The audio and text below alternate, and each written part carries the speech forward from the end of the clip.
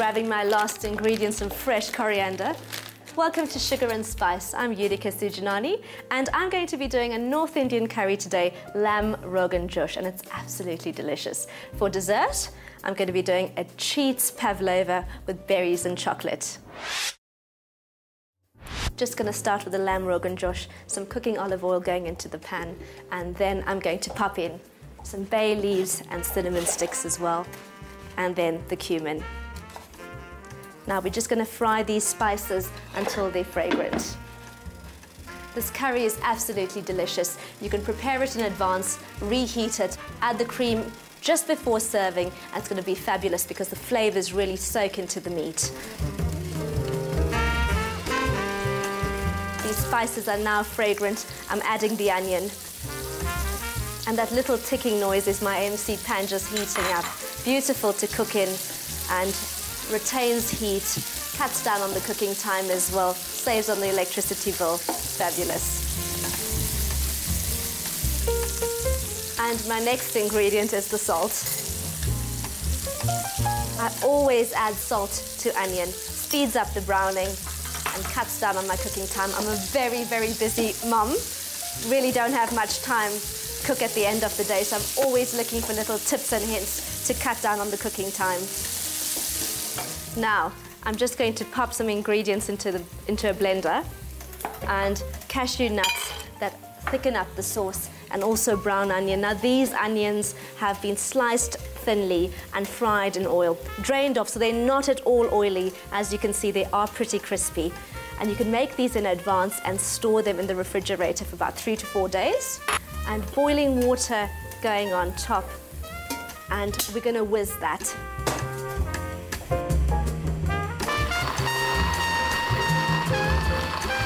Now this is what's going to thicken up the sauce. These onions are just about ready, and so is that cashew paste. It should be really smooth, almost like a milkshake.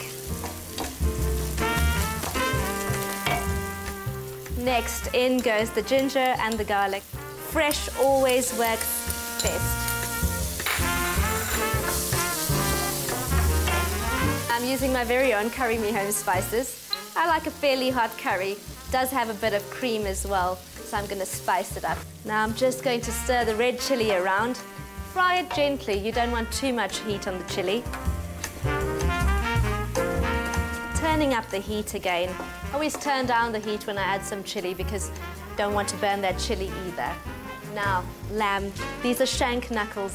No, I grew up actually eating leg of lamb, and I don't really like boneless meat. I prefer the knuckles, and the bone adds an amazing flavor and really enriches that sauce.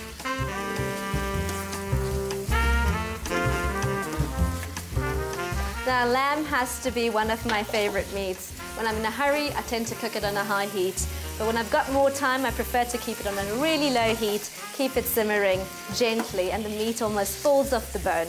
It's delicious. Now, coat the meat in the red chili powder. And we're going to fry this off for a bit, wanting to seal the meat in those spices, so you trap in all that moisture and the meat stays quite juicy.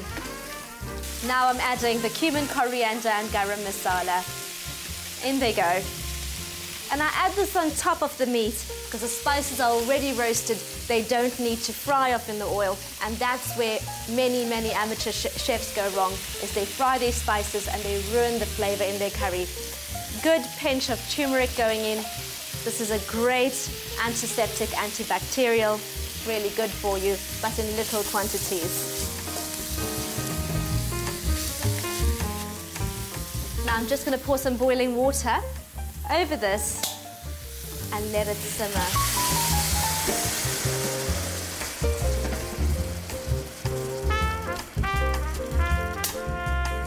Smells heavenly already. Popping the lid back on. About 45 minutes. Let's see what happens. Now this has been simmering and the lamb should be tender. Gonna give that a stir. Now you can also pop this into the pressure cooker if you really don't want to spend too much time with the gentle simmering, and it still works beautifully. Now, next ingredient going in, and that is this onion and cashew nut smoothie. Pour that in.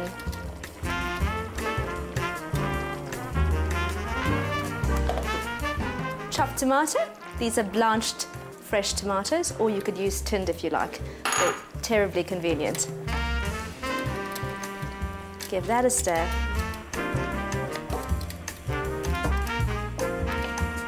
Now I'm going to leave this to simmer. The last ingredient that's going to go in here is the fresh cream, but that's fine for now. So onto the pavlovas.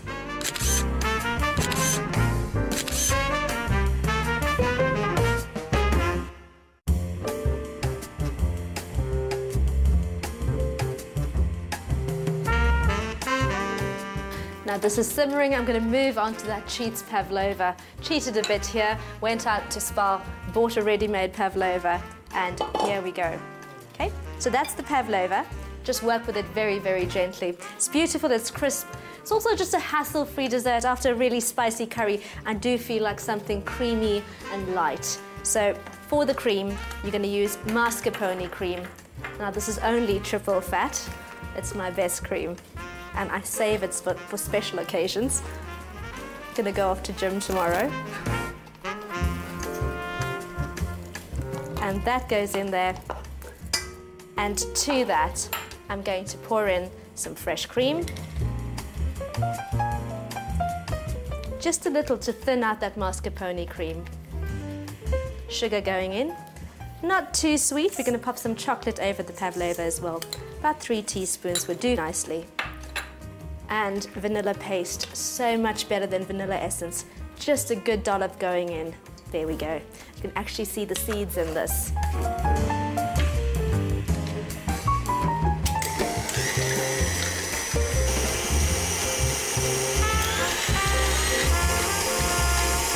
And now we're done. Just gonna scrape this cream out of the whisk, like so. Just use a rubber spatula to do that. Don't want to waste any of this, it's quite precious. There we have it. Wow, that looks really amazing. And look at that luscious mascarpone cream. And I can actually see those black speckles in here from the vanilla paste.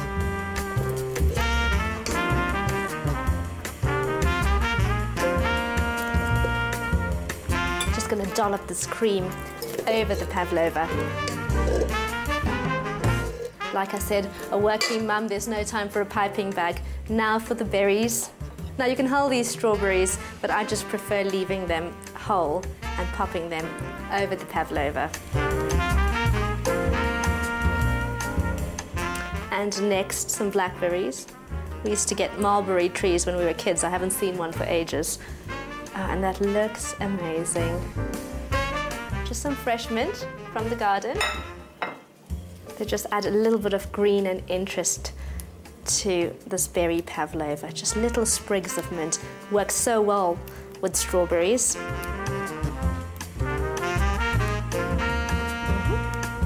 we have it. Now for the chocolate sauce. This is really quick. And I really always say you should heat chocolate over a double boiler, but sometimes I actually cheat and just use a microwave.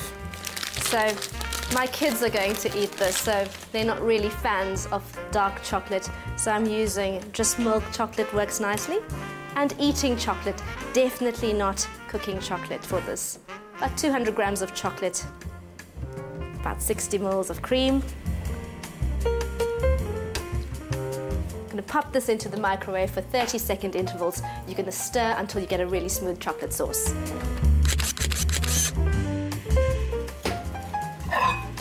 Chocolate looks just about done. And stir this around using a Pyrex jug. You can use a bowl if you like. I prefer a jug so you can pour quite easily. And you just want to work this chocolate with the back of a metal spoon or a wooden spoon.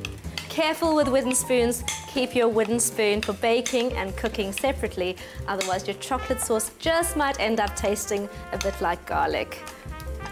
Wow, that chocolate looks really amazing. So just drizzle the chocolate over that pavlova and the berries. Chocolate and berries, they are really divine. Match made in heaven. And now for that lamb Rogan josh.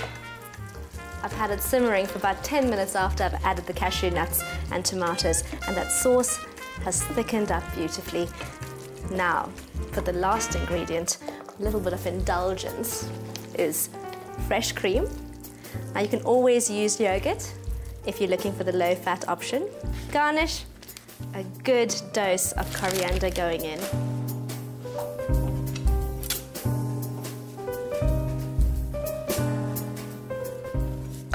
Nothing like fresh coriander to dress a curry up.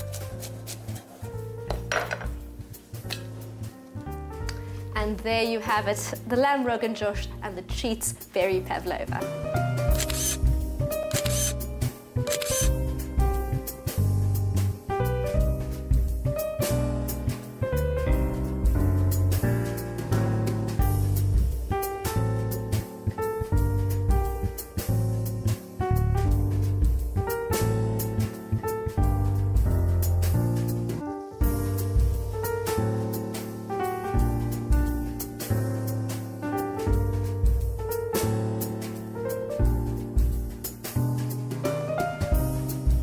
AMC is giving away this paella pot valued at 3,000 Rand. To win one of these fantastic giveaways, go to www.saffrontv.co.za.